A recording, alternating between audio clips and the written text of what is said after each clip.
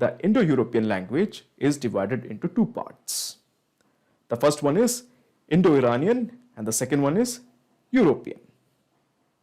Let's explore Indo-Iranian languages. So what are Indo-Iranian languages? Now these are those languages which we Indians are quite familiar, right?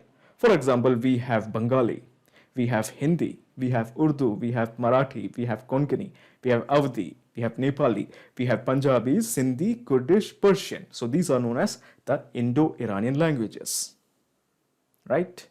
So your question is, where are the Tamil and Telugu, Malayalam and Kannada? Those are known as the Dravidian languages. We will deal with that later, right? Right now, let's focus on the Indo-Iranian languages.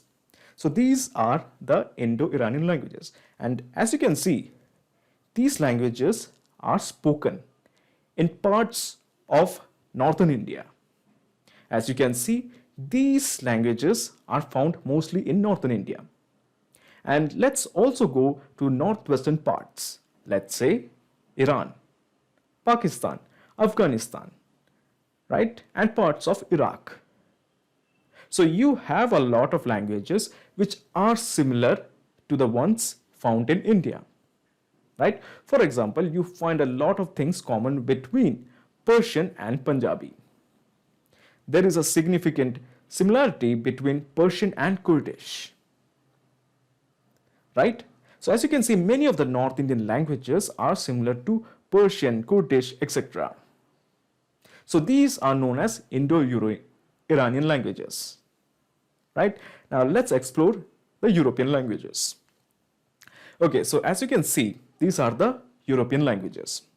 You have the Russian, the Spanish, the Portuguese, the Italian, the French, the English, German, Greek, and Dutch, and a lot more which I have not mentioned, but these are the most important ones actively spoken by people, so I have added them on this particular tree. So your question is, why am I describing all these? What's the need to describe all these? Let me show you something else, okay? So this is Europe, and this is how the European languages are spread. You have Russian languages in the eastern part. Then we have the French, German, English, Dutch, Greek, Italian, Portuguese, and Spanish. Pretty much we know that, right? Again, your question is why I am explaining all this. Just a slide more. So as it happens, somewhere, as you can see, we have the European languages and we have the Indo-Iranian languages, right? These are the two sets of languages that we have talked about. Now just explain this. Now remember this, many of the Indo-European languages, okay, let me rephrase it again, many of the Indo-Iranian languages is similar to the European languages, okay. For example, in English we have mother, in Sanskrit we have mother, right? Somewhere down the lane there is a similarity between English and Sanskrit. Similarly, we have similarity between Sanskrit and Latin, French, Spanish and English, right? Let's take another example, father. In Sanskrit it's known as Pitar. Pitar became in Latin pater, then Pier, Padre and father in English once again. So there is a similarity. Now remember this, Europe is a very different continent. India is part of Asia. So how come we have so many similarities between the languages? A good question, isn't it?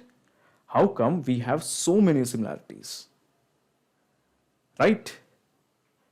So there is something, a common ancestor, which has led to the Indo-Iranian language and the European languages. There must be a common ancestor, right? Beautiful, isn't it? So let's explore that. So we have both of these trees, the Indo-Iranian languages with most of the languages which is actively spoken in northern India and parts of Iran, Iraq, etc. right? You have all those languages. Punjabi, Nepali, Sindhi, Bengali, Hindi, Urdu, Marathi, Konkani, and all those stuff, right? Similarly, we have the European sect, the Russian, Greek, Spanish, Portuguese, Italian, French, English, Dutch, etc., right? So, as I mentioned, there is a common ancestor of both of these sects, the Indo-Iranian and European. You will finally understand this. So this is how the tree looks like, the combination of both of these language groups, Indo-Iranian and European. Altogether, there is a common ancestor called as Indo-European. Interesting, right?